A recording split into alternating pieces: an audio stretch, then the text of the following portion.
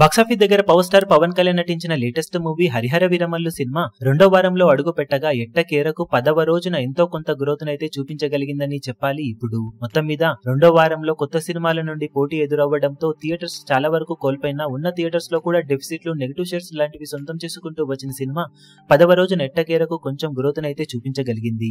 Box office దగ్గర మొత్తం మీద 11 లక్షల వరకు షేర్ గ్రోత్ ను చూపించిన ఈ సినిమా మొత్తం మీద 10 రోజులు కంప్లీట్ అయిన తర్వాత తెలుగు రాష్ట్రాలలో 56.81 కోట్ల దాకా షేర్ ను అందుకోగా 83.80 కోట్ల వరకు గ్రాస్ ను సాధించింది. వరల్డ్ వైడ్ గా 68.13 కోట్ల దాకా షేర్ అందుకున్న ఈ సినిమా 111.50 కోట్ల రేంజ్ లో గ్రాస్ ను అందుకుంది. 127.5 కోట్ల బ్రేక్ ఈవెన్ టార్గెట్ తో బాక్సాఫీస్ బరిలోకి దిగిన ఈ సినిమా మరో 59.37 కోట్ల వరకు షేర్ అందుకోవాల్సిన అవసరం ఉంది.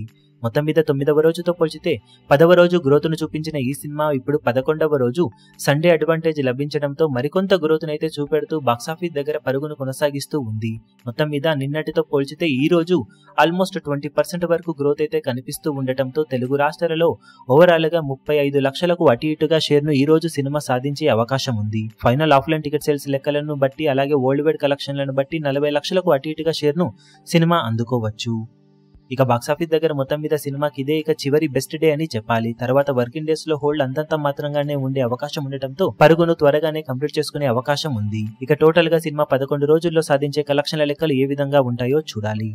ఈ వీడియో మీకు నచ్చినట్లయితే లైక్ చేయండి, షేర్ చేయండి, ఛానల్ ను సబ్స్క్రైబ్ చేయడం మాత్రం మరవకండి. ఏ చిన్న అప్డేట్ ను మిస్ అవ్వకూడదు అనుకుంటే బెల్ ఐకాన్ ను ప్రెస్ చేయండి.